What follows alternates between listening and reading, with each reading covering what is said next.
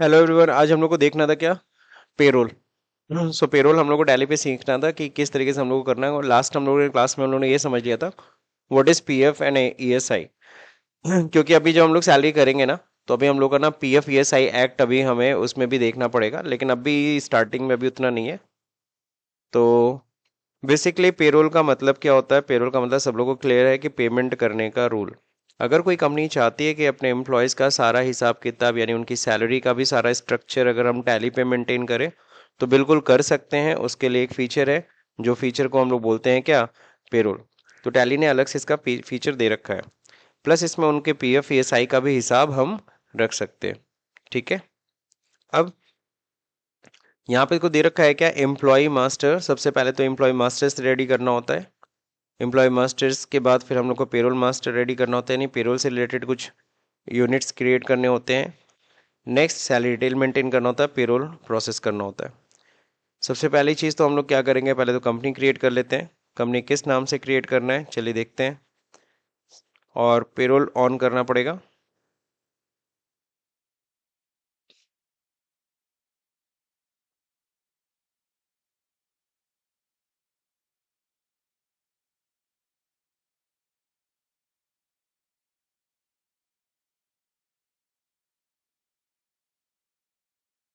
Okay. सो यहाँ पे हम लोग जस्ट लाइक कंपनी क्रिएट कर रहे हैं।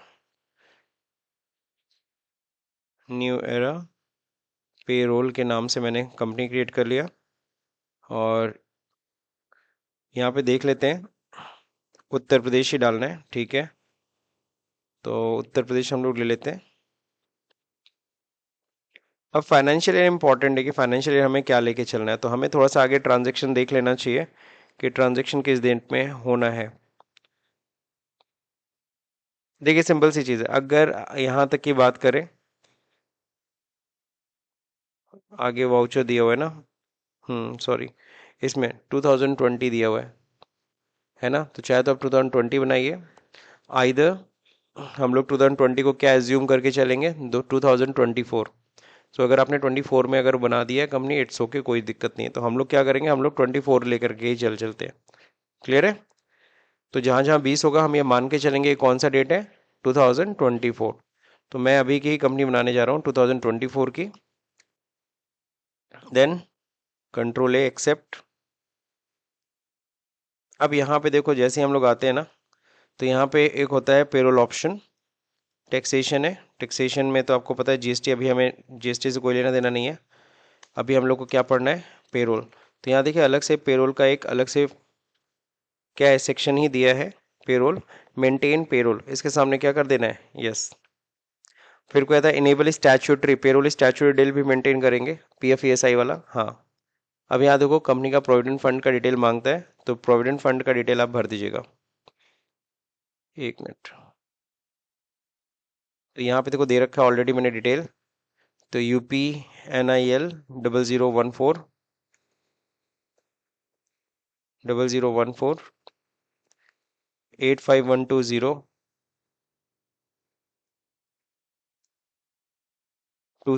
ओके। सो ये हमारा कोड हो गया।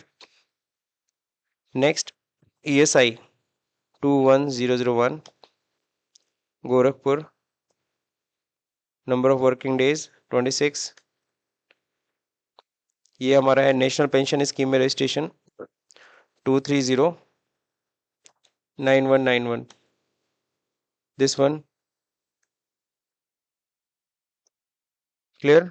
अब यहाँ पे देखो कंपनी का टैन नंबर है। TDS उडीएस काटने के लिए यहाँ पे टैन नंबर भी दिया हुआ है। चलो कोई नहीं, टैन नंबर हम लोग भर देते हैं। ARTF 47852 A. Clear? Next, income tax ward circle भी दे रखा है। इनकम टैक्स हमारा किस में आता है, वार्ड में, UP 53। गवर्नमेंट है कि अदर्स है, अदर्स ले लेते हैं। फिर यहाँ पे क्या है, गोरखपुर, रोशन,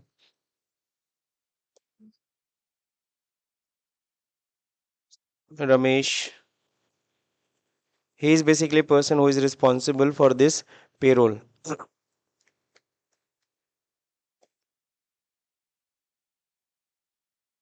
इनका पैन नंबर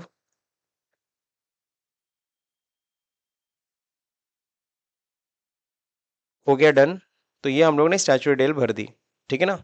ये तो था बेसिक चीज जो हम लोग को पेरोल पहले ऑन करना है। After activation payroll option as above, this option will appear under the master creation as shown below. अब जब हम लोग जाएंगे यहाँ पे क्रिएट पे, तो क्रिएट में देखो एक नया सेक्शन आ रहा है, अकाउंटिंग मास्टर, इन्वेंट्री मास्टर के जस्ट नीचे आ रहा है पेरोल मास्टर, यानी पूरा इसका पेरोल का अलग से पूरा सेक्शन ही खुल गया, ठीक है। तो हम लोग को करना है यही चीज़, पेरोल मास्टर्स। और आपको एक चीज़ बता दो, बड़ा अच्छा लगता है कि इसमें ना सीक्वेंस में सारा काम करना है। सीक्वेंस में मतलब पहले ग्रुप, फिर एम्प्लॉय, फिर यूनिट्स, फिर अटेंडेंस, ओके ना, सीरियल वाइज। प्लस इसमें एक आध ऑप्शन अगर नहीं दिख रहा है तो यहाँ से क्या कर लो, शो मोर। तब यहाँ पे देखो अब एक और चीज़ दिखने लगी, वो है एम्प्लॉय कैटेगरी। क्या दिखने लगी, एम्प्लॉय कैटेगरी दिखने लगी, एम्प्लॉय ग्रुप। अब एम्प्लॉय कैटेगरी क्या होता है मैं ऐसे समझा दे रहा हूँ पहले। Employee category just like for example, अगर देखो हर जगह स्ट्रक्चर पेमेंट का एक ही जैसा है, तुम्हारी हर जगह ब्रांचेज है, मैनेजर है, सारे मैनेजर्स की लगभग एक जैसी सैलरी होती है, ऑफिसर्स की एक जैसी सैलरी होती है, क्लर्क की एक जैसी सैलरी होती है, तो ठीक है। लेकिन तुम्हारे यहाँ क्या अलग अलग कंसेप्ट है, हेड ऑफिस अलग है, ब्रांच ऑफिस अलग है। तो जो ब्रांच ऑफिस के क्लर्क हैं उनकी सैलरी अलग होगी, हेड ऑफिस के क्लर्क की सैलरी थोड़ी अलग होगी। ब्रांच ऑफिस के ऑफिसर्स की सैलरी थोड़ी अलग होगी, हेड ऑफिस के ऑफिसर्स की सैलरी थोड़ी अलग होगी। अगर इस तरह से दो कैटेगरी बांटनी है तब तुम कैटेगरी जाओ, तब तो एम्प्लॉय कैटेगरी क्रिएट करो, एक ब्रांच ऑफिस, एक हेड ऑफिस का। और होता भी ऐसा ही, क्यों, अलग अलग तरह की ऑफिसेज होती हैं, क्लर्क तो वहां भी काम कर रहा है, वहां भी काम कर रहा है, लेकिन दोनों के क्लर्क की सैलरी क्या हो जाती है, फर्क, ठीक है ना। तो इस तरह से अगर कैटेगरी वाइज डिवाइन करना है, हेड ऑफिस का अलग सैलरी स्ट्रक्चर होता है और ब्रांच ऑफिस का अलग सैलरी स्ट्रक्चर होता है, तो ऐसे केस में आप बना सकते हो कैटेगरी, ठीक। तो इन्होंने यही किया ही है, क्रिएशन ऑफ एम्प्लॉय मास्टर, सबसे पहले क्रिएशन ऑफ एम्प्लॉय कैटेगरी। तो इन्होंने क्या बनाया, हेड ऑफिस। तो an employee category provides an additional level of to classify the employees in the logical manner, it is use to classify employee by the further level.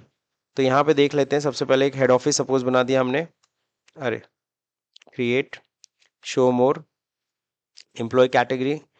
देखो एकदम category cost category जैसे खुल रहा है ना, वही है ही, हेड ऑफिस। तो हेड ऑफिस के नाम से हम लोगों ने क्रिएट कर लिया, क्लियर।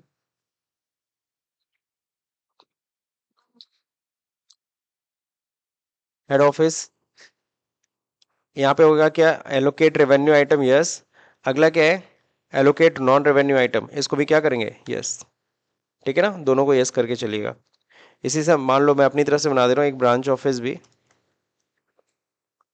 तो इसमें भी दोनों क्या कर देते हैं, यस कर देते हैं। इसमें तो बस हेड ऑफिस बनाने के लिए कहा है। अच्छा, इसमें कहा था एक रीजनल ऑफिस बना सकते हो, क्या बना सकते हो, रीजनल ऑफिस, जोनल ऑफिस, बहुत सारे ऑफिस होते हैं। आगे देखिए यहाँ पे कह रहा है क्रिएशन ऑफ एम्प्लॉय ग्रुप। अब एम्प्लॉय ग्रुप मतलब किस डिपार्टमेंट का है वो बंदा, अकाउंट डिपार्टमेंट है, सेल्स डिपार्टमेंट है, CRM डिपार्टमेंट है, R&D डिपार्टमेंट है। दैट मीन्स डिपार्टमेंट्स हम कहाँ बनाते हैं, एम्प्लॉय ग्रुप में। किस में बनाते हैं, एम्प्लॉय ग्रुप। अब हम लोग जाएंगे एम्प्लॉय ग्रुप क्रिएट करेंगे, पहले एक पूछेगा किस कैटेगरी का, हेड ऑफिस, ठीक है ना, HO का बना रहे हैं, कौन सा department, CRM, customer relationship management. Under क्या होगा, जिसका अंडर कोई नहीं उसका अंडर प्राइमरी, ठीक है। डिफाइन सैलरी, यहाँ सैलरी डिफाइन नहीं करनी। फिर क्या होता है, इसी तरीके से हम किसका बनाएंगे, अकाउंट, ठीक है।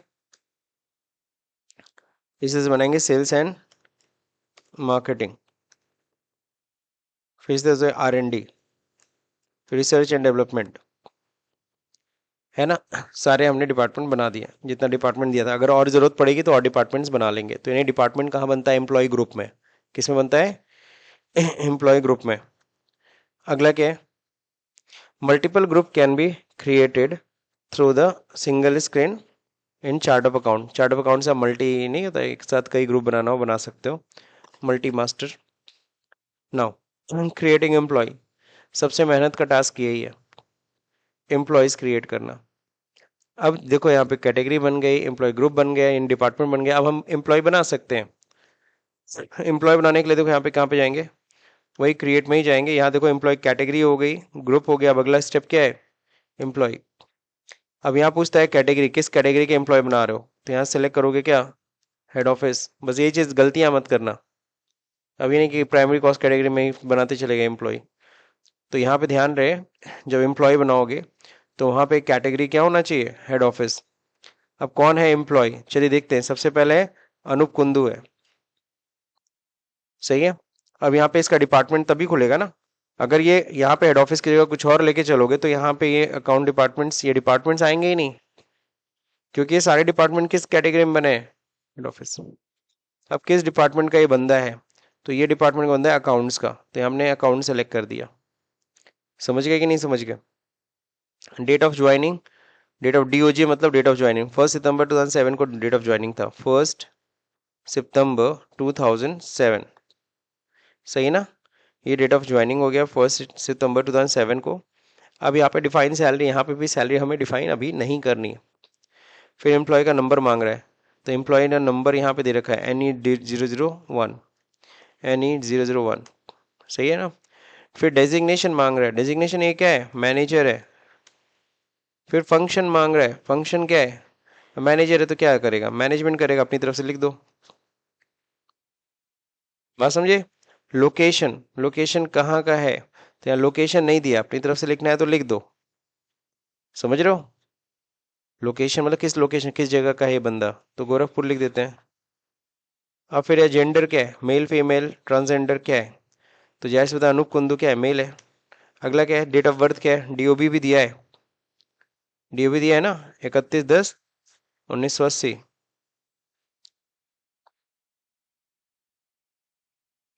सही ना। ब्लड ग्रुप मांग रहा है, दिया नहीं है, तो अपनी तरफ से ले देते हैं बी पॉजिटिव, निगेटिव नहीं यार, पॉजिटिव।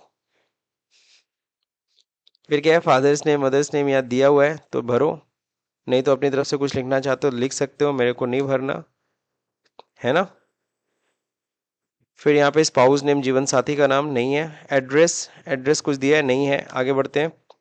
फोन नंबर, मतलब रियल में तो एम्प्लॉय का सारा डिटेल भरा जाता है, रियल में वो अलग बात है, यहाँ पे है नहीं है हम लोग देख रहे हैं, बट रियल में जब किसी कंपनी में एम्प्लॉय बनेगा तो एम्प्लॉय की ये सारी डिटेल्स क्या हम क्या करते हैं, डिटेल को फीड करते हैं। ठीक है ना। अब सॉल्व से यहाँ पे कुछ ऑप्शन नहीं आ रहा है, बिल्कुल नहीं आ रहा है, तो अगर कोई ऑप्शन आ रहा है कोई ऑप्शन नहीं आ रहा तो उसके लिए क्या करोगे, F12। अब देखो, सब यस करो।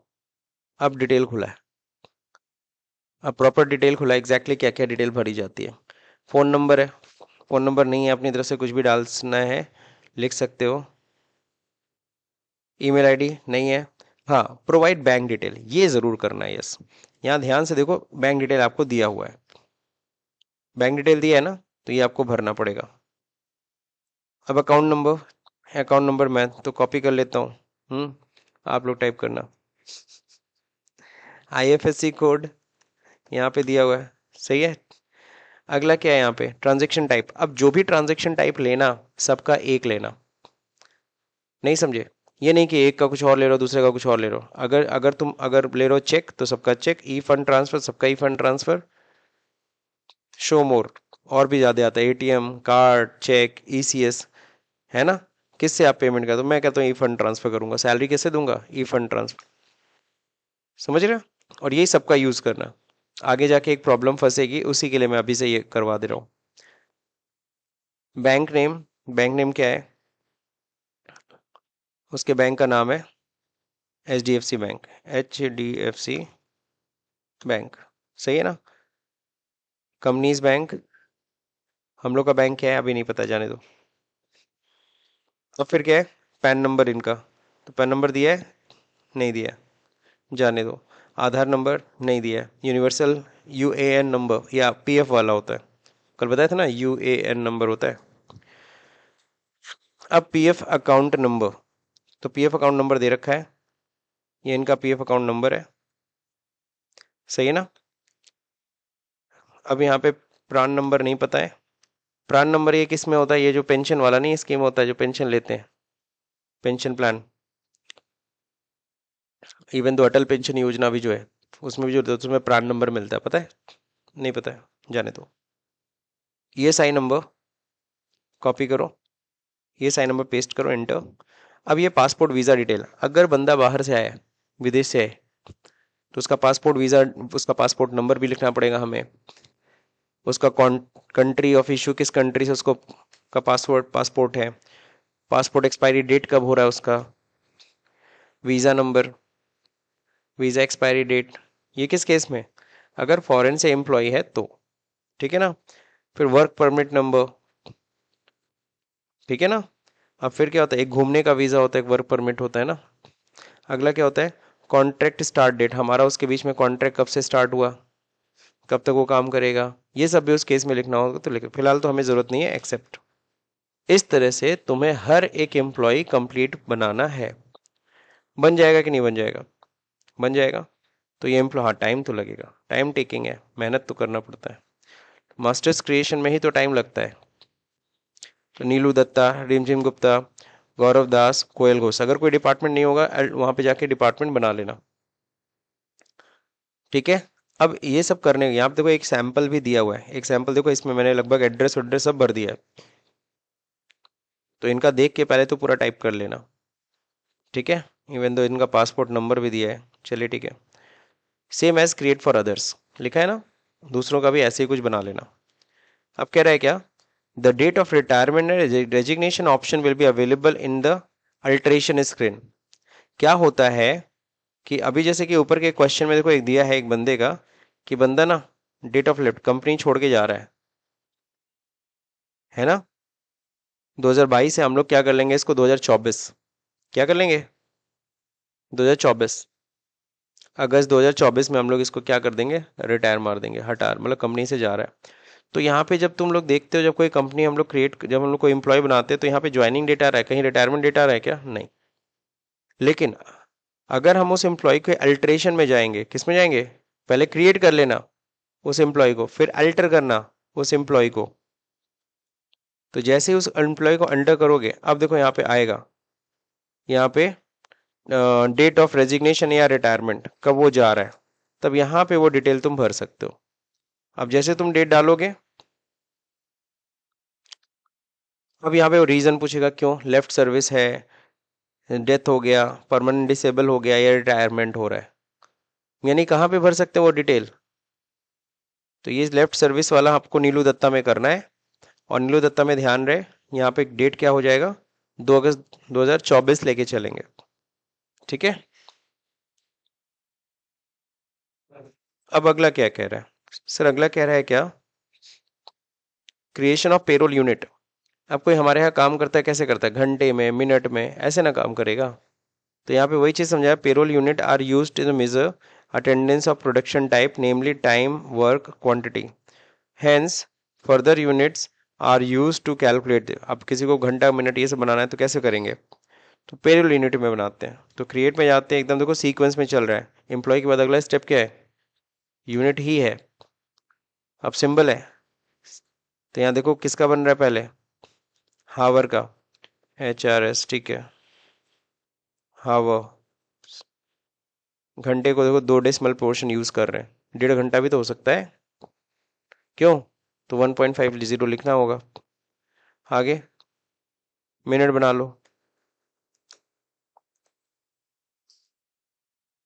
मिनट्स को, अब छोटी यूनिट को डेसिमल पोर्शन नहीं यूज करना चाहिए, जाने दो। अब यहाँ कंपाउंड बना लेंगे, 1 घंटे बराबर 60 मिनट। ये टैली को नहीं पता है तो हमको बताना पड़ेगा कि 1 घंटे में कितना मिनट होता है, 60 मिनट। समझ गए। इसी तरह से कह रहा है मंथ ऑफ 30 डेज भी बना लेना, सॉरी, यहाँ पे पहले जैसे बनाया मैंने मंथ, सही है। तो मंथ हो गया, डेसिमल पोर्शन 2 ले लिया, फिर डेज हो गया,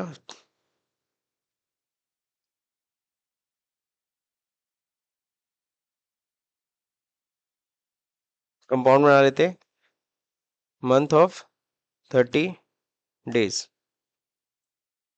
ओके, सो यहाँ पे हम लोग का बन गया मंथ ऑफ 30 डेज, इस तरह से बन जाएगा ना। अगला क्या कह रहा है, creating attendance and production type. अब कोई अटेंडेंस होता है तो याद है प्रेजेंट होता है, एब्सेंट होता है, सिक लीव लेता है, है ना, ये सब ओवर टाइम करता है, तो ये सब बनाना पड़ेगा आपको। बात समझे, ये किस में बनेगा, इसको हम बोलते हैं अटेंडेंस या production type. Attendance and production type are used to record the attendance and production data of employees. Further basis, on the attendance type different pay component of the employ is calculated. जैसे attendance, attendance क्या होता है, attendance कह दो या फिर कह दो लीव विद पे। कुछ ऐसी छुट्टियां तो जिनके उसको जिसका उस पर क्या माना जाता है, उसको पेमेंट किया जाता है, यानी वो अटेंडेंस की तरह ट्रीट किया जाता है। अगर बंदे ने कैजुअल लीव ले लिया, सिक लीव ले लिया, तो उस पर उसको पेमेंट किया जाएगा ना कि सैलरी काट लोगे। तो यानी वो सिक लीव ले रहा तो लीव विद पे होता है, वो अटेंडेंस की तरह ट्रीट करते हैं हम लोग। लेकिन लीव विदाउट पे, कोई एबसेंट कर गया बिना बताए गायब कंपनी से, तब तो सैलरी कट करेंगे हम, तब तो लीव विदाउट पे होगा। ऐसी छुट्टी जिसपे पेमेंट भी आपको हम नहीं करने वाले। फिर प्रोडक्शन टाइप होता है, जस्ट लाइक आप मेरे लिए कुछ प्रोडक्टिव वर्क कर रहे हो तो तुमको कुछ एक्स्ट्रा पेमेंट करेंगे ना, जस्ट लाइक ओवर टाइम। क्या होता है ओवर टाइम? हमारे लिए प्रोडक्शन है। यूजर डिफाइन कैलेंडर टाइप चले, ठीक है। नॉर्मली हम लोग कितने दिन वर्किंग डेज मानते हैं? 26 डेज वर्किंग डेज मानते हैं। तो कुछ प्रोडक्शन टाइप देखो ये बनाने हैं। 30। हम्म।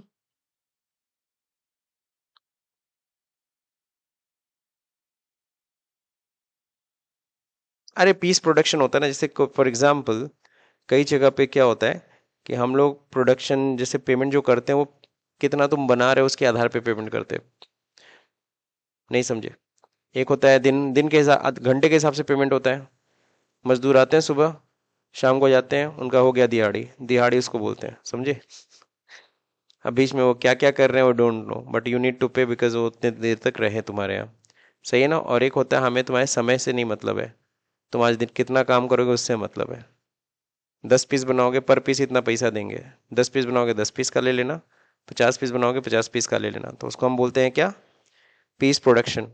तो दोनों होता है ना, बात समझे? तो इसी को कहते हैं पीस प्रोडक्शन। क्लियर? नाउ क्या करना है, टाइप ऑफ अटेंडेंस कितने बनाने, प्रेजेंट बनाने, एब्सेंट बनाने, ओवर टाइम बनाना, लीव बनाना है, कैसे बनाना है, नीचे प्रोसेस भी दिया हुआ है, ठीक है ना। सबसे पहले प्रेजेंट, तो चलते हैं बनाते हैं क्रिएट। एकदम देखो सीक्वेंस में चल रहा है। अब अटेंडेंस एंड प्रोडक्शन टाइप पे आ गए, तो तुम्हें भूल जाओ इसके बाद क्या करना है। अरे क्या करना है उसके बाद, अगला वाला स्टेप करना है ठीक है ना, सीक्वेंस में। अब ये इंग्लिश इंग्लिश फालतू में पूछ रहा है, लैंग्वेज हटाओ F12 से, मुझे ये सब लैंग्वेज वैंग्वेज नहीं चाहिए, नो कर दो, हट गया ना। अब क्या करना है, यहाँ पे सबसे पहले प्रेजेंट बनाना है। प्रेजेंट प्राइमरी है, ठीक है सर, इसको क्या बोलोगे? प्रेजेंट अटेंडेंस मानेंगे और क्या। प्रेजेंट मतलब अटेंडेंस। या फिर अब देखो एबसेंट कर रहा है बंदा, अब एबसेंट होगा भैया लीव विदाउट पे होगा। क्या होगा? Leave without pay. फिर इसके बाद क्या होगा? लीव, लीव ले रहा है सर, तो लीव होगा, लीव विदाउट पे नहीं होगा, इस बार हम लोग पे करेंगे, अटेंडेंस मानेंगे, है ना। लीव विद पे होगा, ये ऐसी छुट्टी होगी जिसका पेमेंट हम करेंगे। फिर होगा ओवर टाइम, ओटी भी लिख सकते थे। ये हमारी कंपनी के लिए प्रोडक्शन होता है। क्या होता है? प्रोडक्शन। ओटी क्यों दे? तुमसे एक्स्ट्रा काम करवा रहे, तुम एक्स्ट्रा मेरे लिए काम कर रहे हो, तो प्रोडक्शन लेके चलते हैं। अब प्रोडक्शन कैसे करोगे, ओवर टाइम करोगे कैसे? हावर ऑफ 60 मिनट, 1.5 घंटा भी तो हो सकता है, जरूरी है 2 घंटा 3 घंटा 4 घंटा? नहीं ना, 1.5 घंटा भी हो सकता है, 1.25 घंटा भी हो सकता है। ठीक है, आगे देखते हैं। तो ये समझ में आ गया सर, आ गया ना। अब अगला क्या है? क्रिएटिंग अर्निंग पे हेड्स, ठीक है ना। I am not going to teach you today, ठीक है ना, ये हम लोग का कल का पार्ट होगा। अभी पहले यहाँ तक कंप्लीट करिए, क्योंकि पे हेड बहुत इंपॉर्टेंट है। पे हेड में अगर थोड़ी सी भी गलती हो गई ना, पूरा सैलरी कैलकुलेट ही नहीं होगा आपका, ठीक है ना। तो पे हेड को इत्मीनान से कल करेंगे, आज पहले इतना पहले मास्टर्स क्रिएशन कर डालिए, ठीक।